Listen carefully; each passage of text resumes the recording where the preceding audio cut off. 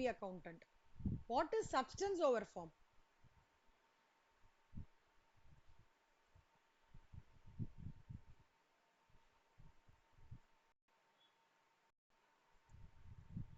Substance over form na enna Ashwini?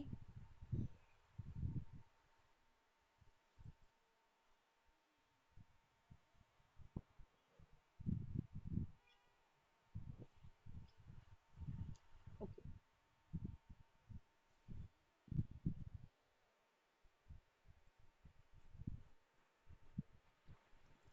super. So it goes by this like the transaction should be recorded according to the substance and not by the legal owner. Okay va? Adha meaning. Very good. Materiality na enna Ashwini?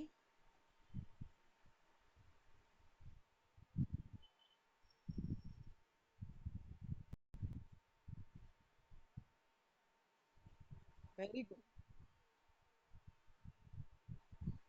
Super Shalam. Very good. So what is mean by going concern concept?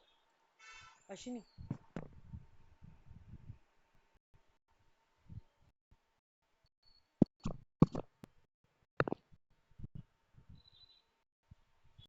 Super. Super Shalam. Very good. Accrual concept na enna Ashwini?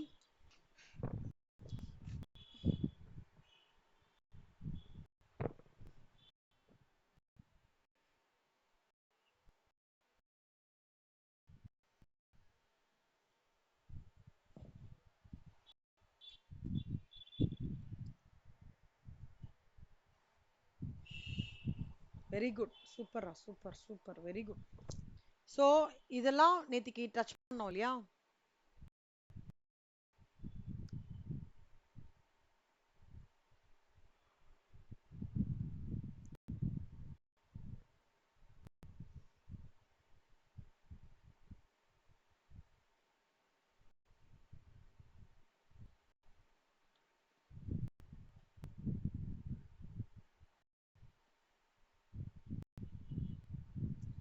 Good. So illustration 1 start பண்ணலாம்.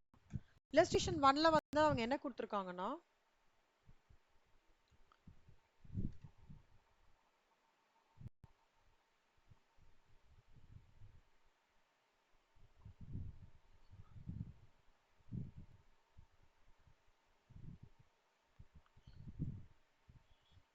So Jeevan Deep has made a right issue in 20 right இஷ்யூனா என்னடா?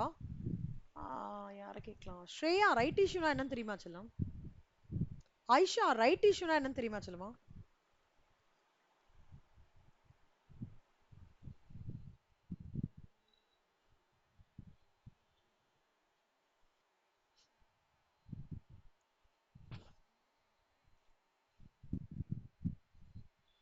Super, very good ரா. When the existing shareholders are given the shares at a less price than the market price in order to raise additional finance for the organization is called as a right issue. Okay, right issue Jeevan Deep Limited பண்றான். Offer agreement என்னன்னா 40 crores during the accounting year ன்னு சொல்லிட்டு surplus காமிக்கிறாங்க. Draft for the results prepared வந்து followed accounting policies and அதாவது offer டாக்குமெண்ட்லாம் அப்படி இருக்கு. ஆனா டிராஃப்ட் ரிசல்ட்ஸ்ல என்ன சொல்றதுன்னா டெபிசிட் ஆஃப் 10 crores இருக்கு. Consultation decided on the following இந்த மாதிரி சேஞ்சஸ் இருக்கிறதுனால they are deciding something like value inventory at works cost வந்து 50 crores instead of hitherto method of valuation of inventory at prime cost. Provide depreciation இதெல்லாம் வந்து பண்ணலாம் அப்படின்ற டிஸ்கஷன்ல போறாங்க. டெப்ரிசியேஷன் ஸ்ட்ரெயிட் லைன் பேசிஸ்ல பண்ணுங்க. ரெடியூசிங் பேலன்ஸ் மெத்தட தவிர ஸ்ட்ரெயிட் லைன் பேசிஸ் இங்க பண்ணுங்க. as a consequence என்ன ஆகுதுன்னா 27 crores charge வந்து is lower than the amount of 45 crores which would have been provided had the old method been followed by 18 crores. Okay, after sales expenses வந்து provide பண்ண வேண்டாம் during the warranty period. till the last year provision வந்து 2% on sales வந்து used to be made. board now decided to account for expenses and sales வந்து 600 crores. அப்புறம் like investment வந்து fall in the value of investment we have to provide. Because வாங்கினதுலேருந்து investment value வந்து கம்மியா இருக்கு. So provision வந்து 10 crores கொடுக்கணும். இது as a chief accountant, managing director as a chief accountant நம்மள கேட்குறாரு, இதெல்லாம் வந்து நோட்ஸ் ஆன் அக்கௌண்ட்ஸ்ல ஆனுவல் ரிப்போர்ட்ல இன்க்ளூட் பண்ணணும் அப்படின்னு சொல்லிட்டு சொல்றாரு. இது பாத்தீங்கன்னாக்கா according to AS1 in case of change, நம்ம AS1ல மெயினா என்ன படிச்சோம்? Going concern, substance over form, materiality, கரெக்டா? அக்ரூவல் கான்செப்ட்ஸ்லாம் படிச்சோம். AS1 என்ன சொல்றதுன்னா, எந்த accounting policy which has got a material effect has to be properly disclosed. If it even cannot be quantified, the point that it cannot be quantified should also be disclosed ன்னு சொல்லிட்டு AS1 சொல்றது. So அப்பனா என்ன அர்த்தம்னா, நான் போன வருஷம் வரைக்கும் என்ன பண்ணியிருந்தா, இன்வென்ட்ரியா பிரைம் காஸ்ட்ல பண்ணியிருந்தா. But but during the year நான் என்ன பண்றேன்னா ஒர்க்ஸ் காஸ்ட்ல பண்றேன். அப்ப இது நான் சேஞ்ச் ஓவர் பண்றேன்ல, அப்போ இந்த சேஞ்ச் ஓவரை that profit is increased by 20 crores நான் ஸ்பெசிஃபை பண்ணணும் அப்படின்னு சொல்லிட்டு ஃபர்ஸ்ட் நம்ம டிஸ்க்ளோஷர், நம்பர் 1 டிஸ்க்ளோஷர். அடுத்தது they are deciding to change the depreciation from reducing to straight line. அதோட இம்பாக்ட் என்ன ஆக்சுவலா? ஸோ 40,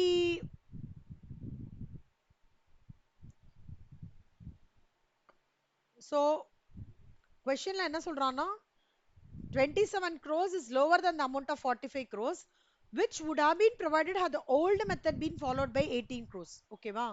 அப்பனா அந்த 45 crores minus 27 crores 18 crores இருக்கு இல்லையா, ப்ராஃபிட் இன்க்ரீஸ் ஆயிருக்கு. அது because of the change in depreciation. amount of depreciation was undercharged அப்படின்ற வேர்டை நோட்ஸ் ஆன் அக்கௌண்ட்ஸ்ல கொடுக்கணும். அதே மாதிரி இப்போ வந்து கம்பெனி வந்து ப்ரொவிஷன் ஃபார் சேல்ஸ் எக்ஸ்பென்சஸ் வந்து company took decision not to make it. அப்போ ப்ரொவிஷன் கொடுக்காத, ஜெனரலா கேக்குறேன் அக்ஷயா, ப்ரொவிஷன் கொடுக்கலனா ப்ராஃபிட் இன்க்ரீஸ் ஆகுமா டிக்ரீஸ் ஆகுமா? ஒரு provision for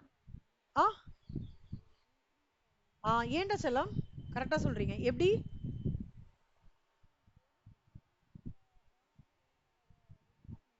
very good. So provision கொடுக்காம இருந்ததுன்னா மை ப்ராஃபிட் வில் இன்க்ரீஸ். கரெக்டா? அப்பனா என்ன அர்த்தம்? இப்போ ஒரு டிஃபெக்ட் இருக்கு, டிஃபெக்ட் இப்போ வரவே வரல அப்படின்னா, see I would have taken some measures in order to like decrease the defects ல. அப்போ டிஃபெக்ட்ஸ் கம்மியாக ஆக என்ன ஆகும்? எனக்கு அதுல இருந்து இருக்கிற பாதிப்புகள் கம்மியாகும். பாதிப்புகள் கம்மியாகும் போது எப்ப நான் வந்து ப்ரொவிஷன் கிரியேட் பண்ணுவேன்? எனக்கு ஒரு பாதிப்பு இருக்குன்னு நான் ஃபோர்ஸி பண்ணாதானே ப்ரொவிஷன் கிரியேட் பண்ணுவேன். கரெக்டா? அந்த பாயிண்ட்ல எல்லாரும் கிளியர் இல்ல? ப்ரொவிஷன் எதுக்குடா கிரியேட் பண்றோம்? நான் ஒரு விஷயத்தினால பாதிக்கப்படுவேன் அப்படின்னு நினைக்கிறதுனால தானே ப்ரொவிஷன் கிரியேட் பண்ணி இப்பவே வச்சுக்கிறேன். கரெக்டா? அப்ப அந்த பாதிப்பு கம்மியாக என்ன, என் ப்ரொவிஷன் கம்மியாகும். என் ப்ரொவிஷன் கம்மியாக என்ன ஆக, ப்ராஃபிட் இன்க்ரீஸ் ஆகும். அப்போ இந்த பாதிப்பு கம்மியா இருக்குன்றதுக்கான ஜஸ்டிபிகேஷனை நான் நோட்ஸ் ஆன் அக்கௌண்ட்ஸ்ல டிஸ்க்ளோஸ் பண்ணணும். எல்லாருக்கும் புரியுதா செல்லம்? இந்த கேஸ் சினாரியோ அதோட கனெக்டிவிட்டி புரியுதா? Okay fine. அப்புறம் கடைசியா அவங்க என்ன சொல்றாங்கன்னா, வேல்யூ ஆஃப் இன்வெஸ்ட்மெண்ட் கீழே போயிட்டே இருக்கு, லாஸ்ட் 5 இயர்ஸா போயிட்டே இருக்கு. the provision being 10 crores. ஓகேவா? இந்த ப்ரொவிஷன் வந்து கொடுக்கறதுனால என்ன ஆகும்? இப்போ அக்ஷயா சொன்ன மாதிரி ப்ராஃபிட் கம்மியாகும். அப்போ அதை எழுதணும். As a result of permanent fall in the value of investments which took place over the last 5 years, the company decided to make the provisions to the extent of rupees 10 crores. Due to this effect, the profit would be reduced by rupees 10 crores. அப்படின்னு எழுதணும். இது வந்து 7 marks question செல்லம். Type 2 problem 7 marks. ஒன்றும் இல்லை, notes to அக்கௌண்ட்ஸ்ல இது கொடுக்கணும்டா. எப்படி disclosure கொடுக்கறது ஒவ்வொரு சினாரியோக்கு AS1 படின்னு சொல்லிட்டு சொல்லியிருக்காங்க. எல்லாருக்கும் ஓகேவா? Very important question. ஓகே செல்லம், செகண்ட் கொஸ்டின் பார்த்தீங்கன்னா கீழே இருக்கடா. which one is the correct fundamental accounting assumptions as per A1? இது வந்து type 1 MCQ question. Fundamental accounting assumptions are going concern, consistency and accruals. Going concern, consistency and accruals. Okay. இப்போ AS1 படி இது already நம்ம பார்த்தோம்னு நினைக்கிறேன். Accounting பாலிசிஸை வந்து ப்ராப்பராக டிஸ்க்ளோஸ் பண்ணணும். டிஸ்க்ளோஸ் பண்ணுறதுக்கான அமௌண்ட்டை கரெக்டாக பண்ணணும். அமௌண்ட்டை குவான்டிஃபை பண்ண முடியலன்னா குவான்டிஃபை பண்ண முடியலன்ற ஃபேக்டையும் இது பண்ணணும். All the fundamental accounting assumptions, going concern, consistency, accruals should be compulsorily followed in the financial statements. Okay, done. Illustration 3 புரியுதா? Aisha, Akshaya, Ashwini, Shreya, Vashita, Vijayalakshmi. Illustration 1 2 3. Okay, illustration 1 2 3 ல ஒரு 2 mark ஒரு 7 mark வரதுக்கான chances இருக்கு. illustration 4 பாருங்க. explain the methods criteria. என்னெல்லாம் methods நேத்துக்கு சொல்லி தந்தேன்ல சொல்லுமா? prudence, substance over form, materiality. prudence-னா என்ன? uncertainty-ய அக்கவுண்ட் பண்ணணும். substance over form-னா என்ன? நான் ஓனரா இல்ல பொசஷனா இருக்கேன்னா கூட I can take the advantage of my asset. Okay, though I am not a legal owner. materiality-னா important items to be disclosed. illustration 5. Akshaya படிடா சொல்லுமா illustration 5.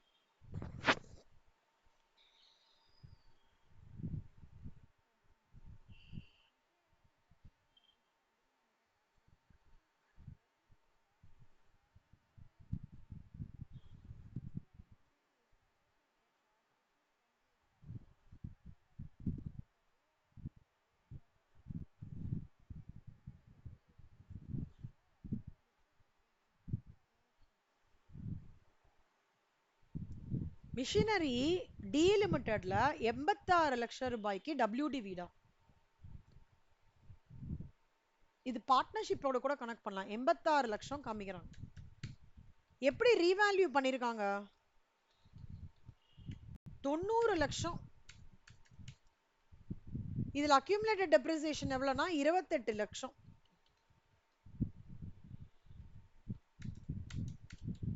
revaluation வந்து should be accounted for by adjusting accumulated depreciation account ன்றத accountant suggest பண்றாங்க. IAS 10ல என்ன பண்றாங்க அப்படின்னா accountant சொல்றது தப்பு, அப்படி பண்ணக்கூடாது. AS 10 என்ன சொல்றதுன்னா என்னோட ஃபிக்ஸ்ட் அசெட்டோட ரீவேல்யூவேஷன் இன்க்ரீஸ் ஆகும்போது அந்த இன்க்ரீஸ ஆன் அக்கவுண்ட் ஆஃப் ரீவேல்யூவேஷனா ரிவாலுவேஷன் சர்ப்ளஸ் அக்கவுண்ட்ல தான் நான் வந்து கிரெடிட் பண்ணணும். Nowhere the accumulated depreciation account should be impacted. ஓகேவா செல்லம்? AS 10 என்ன சொல்றது? when revaluation happens and my value of the asset increases, the increase should be credited to revaluation surplus account. ஞாபகம் இருக்காடா? பார்ட்னர்ஷிப்ல இன்க்ரீஸ் எங்க காமிப்போம்?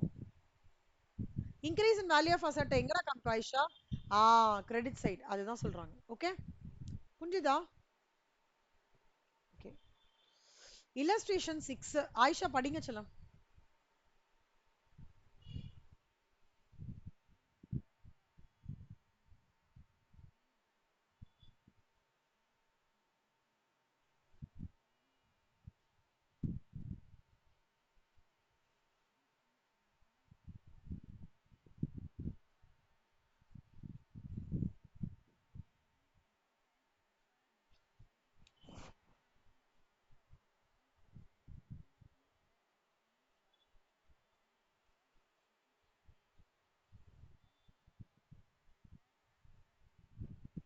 Super.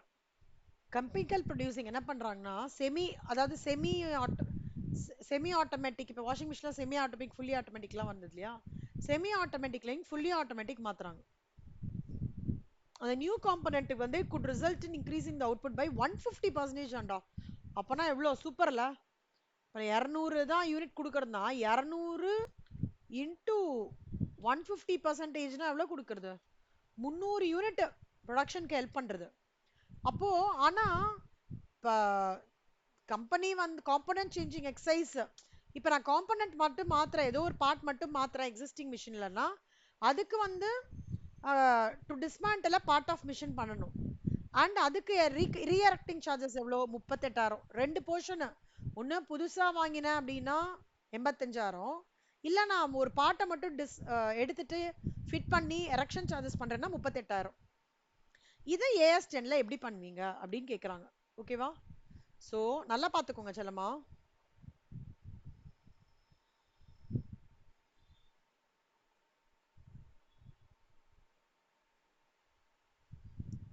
cost of the new component, okay, which is 85,000, அது it would result built in என்ன ஆகுது, இப்போ laptop வாங்குற மாதிரி தான். லேப்டாப் வாங்கினா என்ன, நம்ம அதுலேயே ஆன்லைன் இது பண்ணலாம், அப்புறம் டெஸ்ட் பேப்பர்ஸ் அட்டன் பண்ணலாம், ஸ்டடி மெட்டீரியலாக அதை யூஸ் பண்ணி படிக்கலாம்ல. அப்போ அது வந்து it is going to benefit us for a future period of time. You're going to reap. அப்போ அதை என்ன பண்ணணும்னா அசர்ட்டாக ட்ரீட் பண்ணணும், கேபிட்டலைஸ் பண்ணணும். பேலன்ஸ் ஷீட்ல பண்றதை தான் கேபிட்டலைஸ்டுன்ற வேர்ட் யூஸ் பண்ணுவாங்க, ஞாபகம் வச்சுக்கோங்க. Any item when you are showing it in your balance sheet, there only they will use the word capitalized. அப்படின்னா என்ன, அசட்டா காமிக்கணும். இப்போ நான் எரெக்ஷன் சார்ஜஸ் பண்ணியிருக்கேன்ல செல்லம்மா, அதெல்லாம் எப்படி, ரிப்பேர் அண்ட் மெயின்டெனன்ஸ் எக்ஸ்பென்சஸ், அது எங்க காமிப்பேன், பிஎன்எல்ல காமிக்கணும். ஸோ 85,000 ரூபாய நீங்க இது பண்ணீங்கன்னா கேபிட்டலைஸ் பண்ணணும், அசட்டா காமிக்கணும். இல்ல நான் எரெக்ஷன் சார்ஜஸ் மட்டும் பண்ணனா பிஎன்எல்ல காமிக்கணும், அவ்வளவுதான். That is what is AS 10 says. புரியுதா? இது வரைக்கும் இருக்கா டவுட் இருக்கா? இல்லஸ்ட்ரேஷன் 6 வரைக்கும் okay, super. Ayesha, Vijayalakshmi, Shreya, Ashita, Ashwini. Okay, AS 11ன்றது ஒரு important concept. It deals with accounting for transactions in foreign currencies. ஓகேவா? இதுல மெயினா வந்து ரிப்போர்ட்டிங் கரன்சி, ஃபாரின் கரன்சி, அந்த மாதிரி 2 டிரான்சாக்ஷன்ஸ் இருக்கு. ஓகே, சில terminologies you should understand. Foreign கரன்சின்றது இப்போ நம்மளோட ரிப்போர்ட்டிங் கரன்சி என்னடா வஷிதா?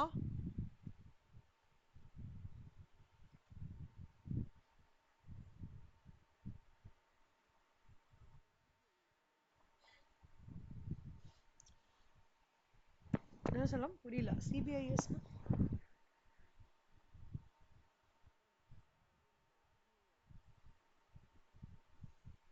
ஆர்பிஐ இல்லடா. கரன்சி என்ன சொல்லலாம், நம்மளோட ரிப்போர்ட்டிங் கரன்சி, கரன்சி கேக்குறாங்க, அவ்வளவுதான்.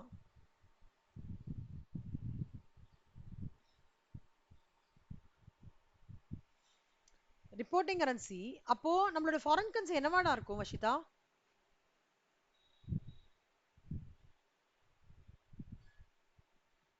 Very good. Dollar, GBP, Swiss franc, எல்லாமே அதான் ஃபாரின் கரன்சி. ஃபாரின் ஆபரேஷன்ஸ்ன்றது என்னது, நம்ம கண்ட்ரியில நடக்காதது. Okay, any subsidiary, associate, joint venture. Akshaya கரெக்டா சொல்லுவாங்க. அக்ஷயா, சப்சிடரினா என்னடா?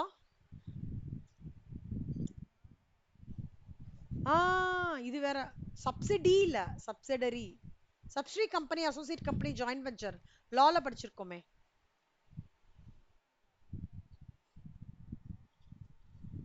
கவர்மெண்ட் கம்பெனியா?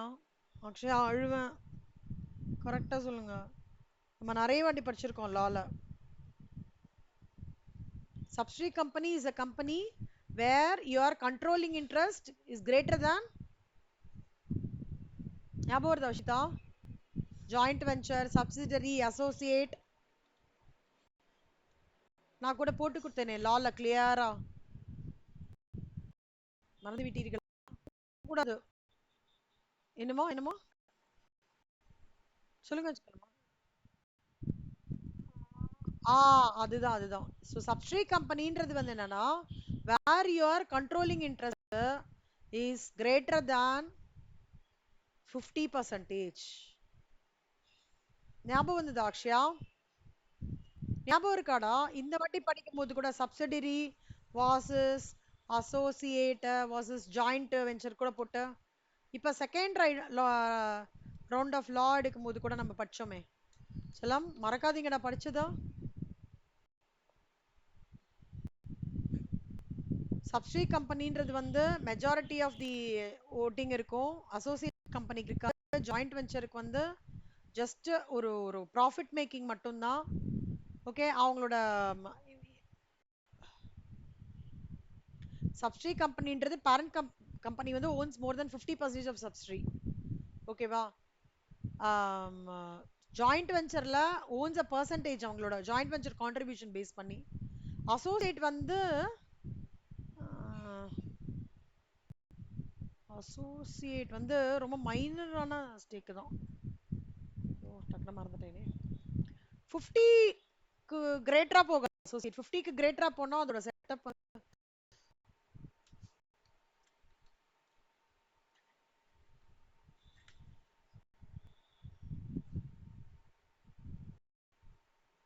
20 to 50 50% of the voting share சொல்லலாம். ஓகேவா? where another company holds a significant interest, typically 20 to 50%. Greater than 50% னா subsidiary setup, 20 to 50% னா associate, joint venture என்றது profit sharing தான். ஞாபகம் இருக்கா வஷிதா? மறக்க கூடாது, எதுவுமே மறக்க கூடாது. ஓகேவா? நல்லா சூப்பரா நம்ம படிச்சிருக்கோம், எதுவுமே மறந்துடாதீங்க. ஃபார்வர்ட் ரேட் அப்படின்றது வந்து exchange of two currencies at specific. C அப்படின்னா நான் இந்த ரேட்டு நாளைக்கு இவ்வளோ இருக்கும்ன்றதை நான் சொல்றேன்ல, அதுதான் ஃபார்வர்ட் ரேட்டு.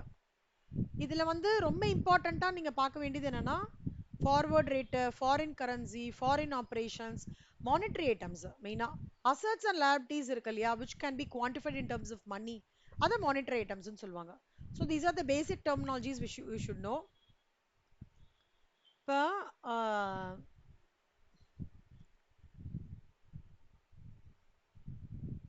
இந்த ஃபினான்ஷியல் இயர்ல வந்து 2021ல வந்து ஜெட்ஸ் லிமிடெட் இ-காமர்ஸ் ஃபர்ம் இருக்காங்க, ஒரு ஃபாரின் எக்ஸ்சேஞ்ச் டிரான்சாக்ஷன்ஸ்ல என்டர் ஆறாங்க relating to fees for technical services paid to a Lucas Limited. ஓகே, அட்லாண்டா பேஸ்டு, அதாவது பேசிக்கா என்ன, இந்தியால இருந்து யூஎஸ்ஏக்கு ஒரு டிரான்சாக்ஷன் நடக்கிறதுடா. டிரான்சாக்ஷன் வந்து வேல்யூ என்ன, $24,000. எப்ப நடக்கிறது, 7/12/2021ல நடக்கிறது. பேமெண்ட் எப்ப பண்றோம், அடுத்த வருஷம் மே 20th பண்றோம். 7/12 எக்ஸ்சேஞ்ச் ரேட் என்ன, 68 ரூபாய் 80 பைசா. 1/1/2021 rate 28. Year end, financial year எண்ட்ல 70. என்னைக்கு அவன் டிரான்சாக்ஷன் பண்ணானோ அன்னைக்கு 71.50. அவங்க என்ன கேட்குறாங்கன்னா, எந்த அமௌண்ட்ல உங்களோட டிரான்சாக்ஷனை ரெக்ககனைஸ் பண்ணுவீங்கன்னா நல்ல அர்த்தம், பிஎன்எல்ல எவ்வளோ அமௌண்ட் காமிப்பீங்கன்னு அர்த்தம். ரெக்ககனைஸ்டு அப்படின்னாலே என்ன அர்த்தம்னா, at what amount in the context of accounting standards we will use a recognized word to understand which amount has to come into the profit and loss account. Similarly, the word capitalized will be used in the context of accounting standard to understand which amount is going to be taken as an asset in the balance sheet. Recognized நாலே என்ன அர்த்தம், P&L க்கு எவ்வளவு போறது, capitalized நாலே என்ன அர்த்தம், balance sheet asset க்கு எவ்வளவு போறது. இது ஞாபகம் வச்சுக்கணும், சரியா? என்னடா ரெக்கக்னைஸ்டு கொடுத்தனால அது P&L-க்கு தான் போறதுன்னு அர்த்தம். ஓகே, இப்போ P&L-க்கு எவ்வளவு காமிக்க போறேன், இந்த டிரான்சாக்ஷனை எப்படி காமிக்க போறேன்னு கேக்குறாங்க கண்ணா. ஓகேவா, ரொம்ப சிம்பிள். இப்போ வந்து foreign transaction should be recorded in the reporting currency, சரியா? and the differences between your reporting currency and foreign as at the date of transaction. என்னைக்கு டிரான்சாக்ஷன் நடந்திருக்கு, 7/12/2021. அதோட ரேட் என்ன, 68.80. ஓகேவா கண்ணம்மா, 68.80. அப்போ $1 68.8னா $24,000 எவ்வளோ, 16,51,200. அதுதான் வந்து காமிக்கணும். இது யாருக்கா டவுட் இருக்கா?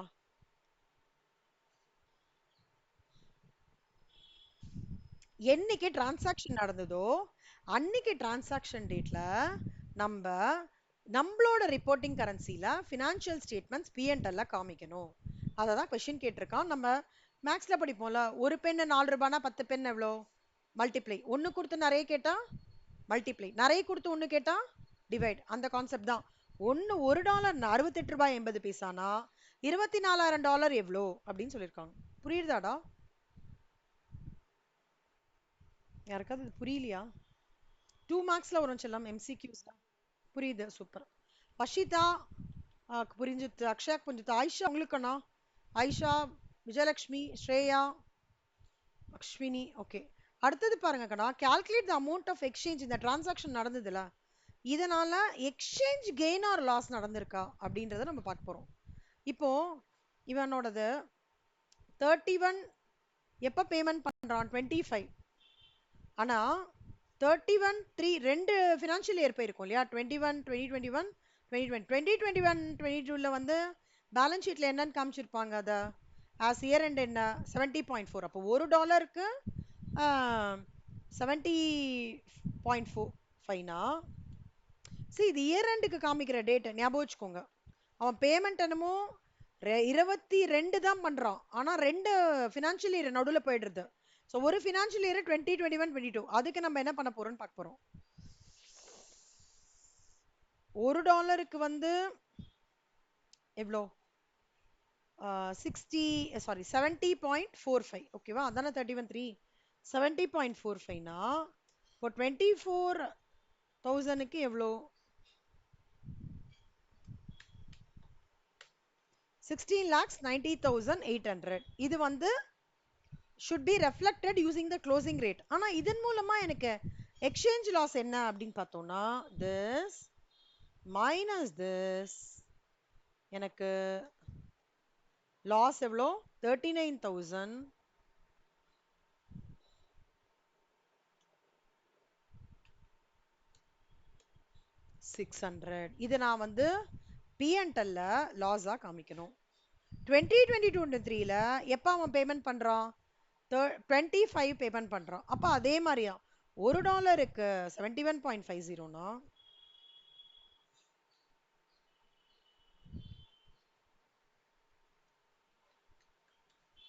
24,000க்கு 24,000 into 71.5 which is 17,60,000 இதன் மூலமா எவ்வளவு எக்ஸ்சேஞ்ச் ரேட் இம்பாக்ட்னா this minus this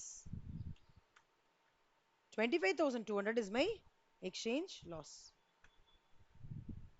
ரெண்டு விஷயம்டா லேட்டா பேமெண்ட் பண்ணிருக்கிறதுனால ஒரு அக்கவுண்டிங் இயர்லயும் அதோட இம்பாக்ட் கொடுக்குறோம் ஃபினான்ஷியல் இயர் எண்ட்லயும் இன்னொரு எண்ட்லயும் கொடுக்குறோம்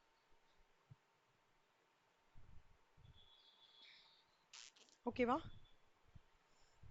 ஓகே கணமா நான் இதோட இன்னைக்கு முடிக்கிறேன்